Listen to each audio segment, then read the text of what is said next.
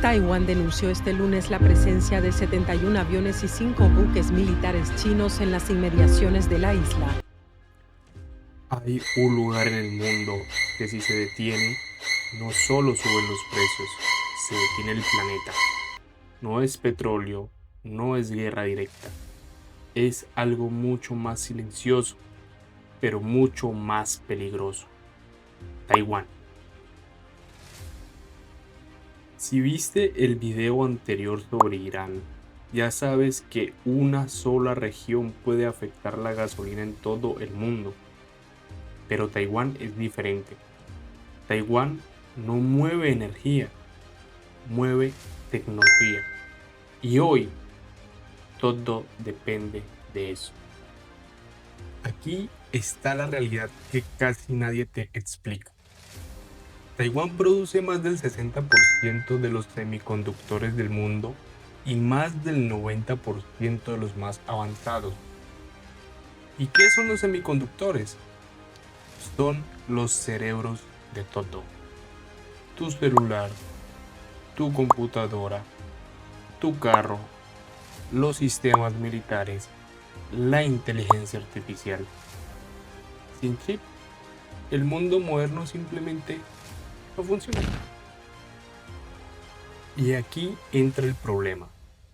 China considera a Taiwán parte de su territorio. Estados Unidos no. Y ambos están preparados. China mantiene ejercicios militares constantes, presión aérea y amenazas de reunificación. Por otro lado, Estados Unidos mantiene su presencia militar en la zona, con apoyo indirecto y alianzas estratégicas. Esto no es paz, es tensión contenida. Imagina esto por un segundo. China decide bloquear Taiwán.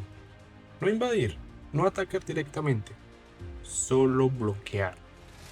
En cuestión de días, se frenan envíos, se detiene producción, se rompe la cadena global. Y entonces pasa lo inevitable. Escasez. Esto no se queda en Asia. Esto llega a ti con celulares más caros, autos más caros, tecnología limitada, empresas frenando producción y lo peor, incertidumbre global. Porque cuando falla una pieza clave, todo el sistema se tambalea. Entonces, ¿por qué no pasa ya? Porque ambos lados lo saben. China sabe que invadir Taiwán sería extremadamente costoso. Estados Unidos sabe que defenderlo podría escalar a algo mucho mayor. Entonces hacen lo más peligroso, jugar al límite. Pero para entender por qué esto es tan tenso, hay que retroceder en el tiempo, específicamente a 1949. China estaba en plena guerra civil. Por un lado, el Partido Comunista. Por el otro, el gobierno nacionalista. Los comunistas ganaron y el gobierno derrotado huyó a una isla, cuyo nombre actual es Taiwán. Desde entonces, China considera que esa isla no es otro país, es una parte de China que aún no ha sido reunificada, mientras que Taiwán se gobierna como un país independiente, con su propio sistema, su propia economía y su propia democracia. Y ahí nace el problema.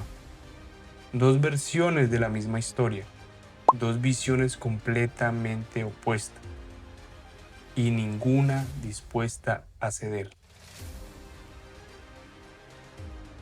Y por eso, lo que pasa en Taiwán no es solo política, es historia sin resolver. Hoy el mundo está frente a tres caminos. Y aquí viene la parte que casi nadie dice. Taiwán no solo es importante por lo que es hoy, sino por lo que pasaría si dejase de existir como lo conocemos. Porque si China tomara control total de la isla, no solo ganaría territorio, ganaría algo mucho más valioso: el control de la tecnología más avanzada del planeta. Y eso lo cambiaría completamente lo que sería el equilibrio de poder global. Y eso USA lo sabe, China lo sabe. Y por eso no es solo una disputa territorial, es una lucha por quien controla el futuro. Y cuando el futuro está en juego, nadie quiere perder. Hoy el mundo está frente a tres caminos. Primero, nada explota. Por ahora, contención constante pero controlada. Segundo, bloqueo estratégico, sin una guerra directa, pero con impacto global. Y tercero, un conflicto abierto, el cual sería el peor escenario posible.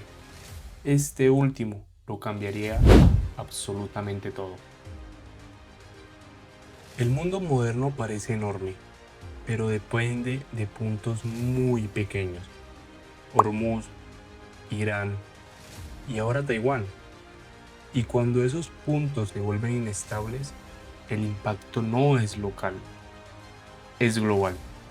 Porque en el siglo XXI, el poder no solo está en el territorio, está en quien controla lo que el mundo necesita para funcionar. El mundo hoy parece estable, pero en realidad está sostenido por equilibrios muy frágiles. Irán, Taiwán, el mar del sur de China. Esos no son conflictos aislados, son piezas de un mismo tablero. Y lo más inquietante no es lo que ya está pasando, sino lo que todavía no ha pasado. Porque cuando estas tensiones coinciden, no hablamos de una crisis regional, hablamos de un cambio en el orden mundial. La pregunta no es si algo va a pasar, es dónde y cuándo.